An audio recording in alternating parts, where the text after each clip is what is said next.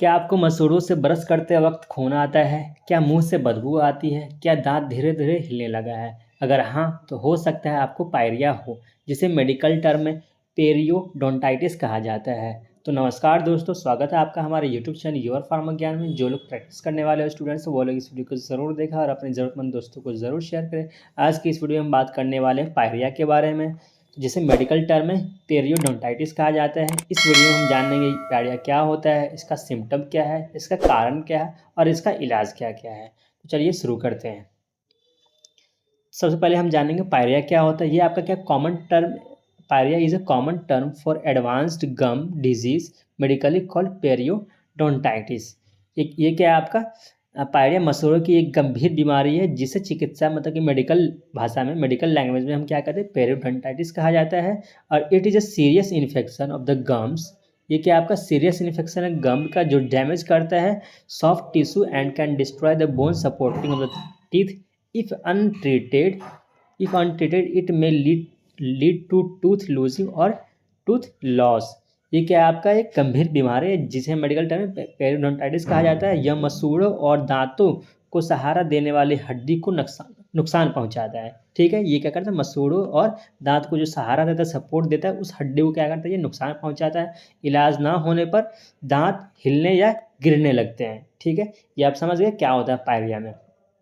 उसके बाद क्या है कॉज, इसका कारण क्या है, पायरिया का कारण क्या है। तो पुअर ओरल हाइजीन, मुंह की ठीक से सफाई न करना। अगर हम मुंह को ठीक से साफ नहीं करते तब हमारा ये कारण हो सकता है। प्लैक एंड टार्टर बिल्डअप, दांतों पर प्लैक और टार्टर जमना, दांतों पर आपका क्या पीलापन वगैरह टाइप का हो जाएगा। तो ये क्या आपका पायरिया का कहीं कारण हो सकता है। स्मोकिंग और तंबाकू यूज़, अगर आप धूम्रपान वगैरह करते हैं, तंबाकू वगैरह खाते हैं, तब भी आपको पायरिया हो सकता है। अगर डायबिटीज़ है किसी पेशेंट को तब भी हो सकता है। हार्मोनल चेंजेस प्रेगनेंसी, गर्भावस्था में हार्मोनल का बदलाव। जो प्रेगनेंसी वाले कंडीशन में क्या होता है ना, कि जो हार्मोनल का बहुत सारे चेंजेस होते हैं, इस कंडीशन में क्या हो सकता है, पायरिया का एक कारण हो सकता है ये। ठीक है, वीक इम्यून सिस्टम, कमज़ोर अगर आपका इम्यून सिस्टम है तब भी ये पायरिया हो सकता है, तब भी इसकी वजह से पायरिया हो सकता है। और जेनेटिक फैक्टर से वजह से हो सकता है। ये क्या था, हमारा कारण था। उसके बाद क्या है सिम्टम्स, इसका लक्षण क्या है। ठीक, bleeding gums while brushing, brush करते समय मसूड़ों से खून आना है। ठीक, जब आप ब्रश करेंगे तो आपके मसूड़ों से खून आएगा। सोलन और रेड गम्स, मसूड़ों में सूजन आ जाएगा या फिर लाल लाल हो जाएगा। ठीक, बैड ब्रेथ परसिस्टेंट, मुंह से बदबू आना, अगर आपके मुंह से बदबू लगातार आ रहा है तो कहीं ना कहीं ये आपका पायरिया का लक्षण है। पस बिटवीन टीथ एंड गम्स, मसूड़ों से पस निकलना। ठीक, आपके मसूड़ों वगैरह से अगर पस निकल रहा हो तब क्या हो सकता है, ये भी आपका एक लक्षण है।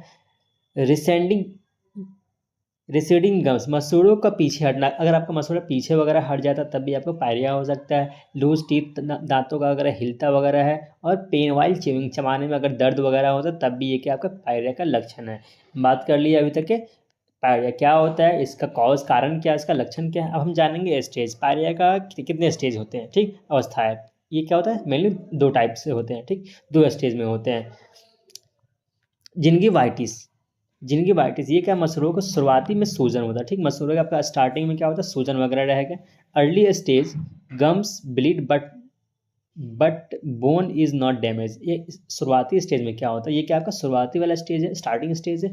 गम्स में ब्लीड आएगा, मतलब आपके मसूड़ों में खून आएगा, बट क्या है, बोन इज नॉट डैमेज, आपका बोन जो है वो डैमेज नहीं होगा। ठीक, नेक्स्ट है हमारा जो मेन जो क्या है गंभीर कंडीशन, पेरिडोंटाइटिस, जिसे हम पायरिया कहते हैं। ठीक, गंभीर pyorrhoea, infection spread bone and tissue supporting teeth is get damage. Infection क्या होगा, आपका स्प्रेड इन्फेक्शन जो है दांतों में धीरे धीरे फैलने लगेगा।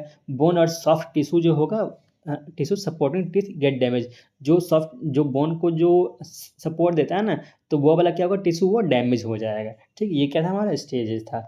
उसके बाद है हमारा कॉम्प्लिकेशन, क्या क्या कॉम्प्लिकेशन, क्या क्या दिक्कतें हो सकती है। टूथ लूज, हमारा दांत गिर सकता है, सॉरी टूथ लॉस, दांत गिर सकता है। जॉ बोन डैमेज, जो जबड़े की हड्डी है उसका जो है डैमेज हो सकता है, उसका नुकसान हो सकता है। Increase risk of heart disease, कभी कभी क्या होता है, हृदय का हृदय रोग का खतरा बढ़ सकता है इसमें। ओके, उसके बाद क्या है, में वर्सन डायबिटीज़ की स्थिति जो है खराब हो जाएगा। अगर आपको हल्का फुल्का डायबिटीज़ है तो ये क्या होता है, गंभीर डायबिटीज़ हो सकता है। ठीक है, ये क्या है, हमारा कॉम्प्लिकेशन था। उसके बाद हम देखेंगे क्या ट्रीटमेंट, क्या हम इसके अंदर ट्रीटमेंट ले सकते हैं, क्या इसका इलाज है। तो सबसे पहले क्या हमारा प्रोफेशनल डेंटल क्लीनिंग स्कैलिंग, जिसको हम क्या बोलते हैं, स्कैलिंग बोलते हैं। हम क्या करेंगे, दांतों का प्रोफेशनल सफाई करवाएंगे, दांतों को सफाई करवाएंगे जा करके डॉक्टर से मिल करके, जिसको हम क्या स्कैलिंग कहते हैं।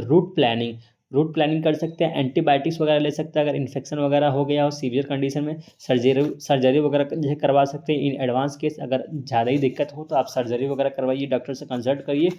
गुड ओरल हाइजीन मेंटेनेंस, ठीक, नियमित और सही मुंह की सफाई। आप जो है ओरल हाइजीन को मेंटेन करिए, आप टाइम टाइम पे दांत वगैरह का साफ करते रहिए, ठीक है। ये क्या था, हमारा ट्रीटमेंट वगैरह था।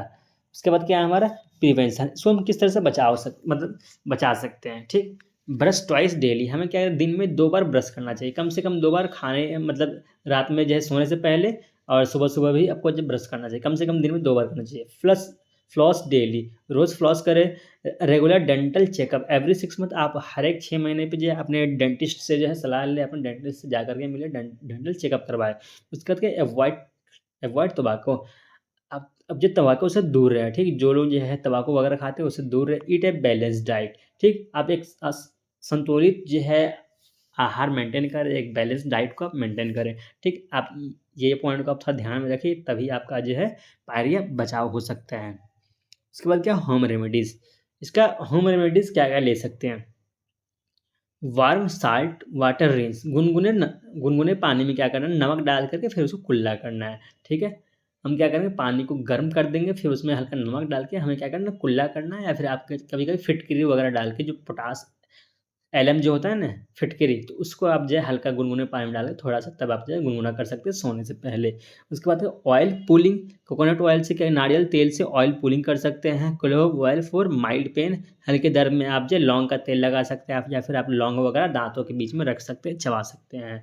Note, home remedies help temporary but can't replace dental treatment. ये क्या आपका होम रेमेडीज क्या है, टेम्पररी क्या कर हेल्प कर सकता है, बट परमानेंटली जो है, परमानेंट क्या कर सकता है, ट्रीट नहीं कर सकता है, but can't replace dental treatment, okay. तो ये था हमारा पायरिया के बारे में।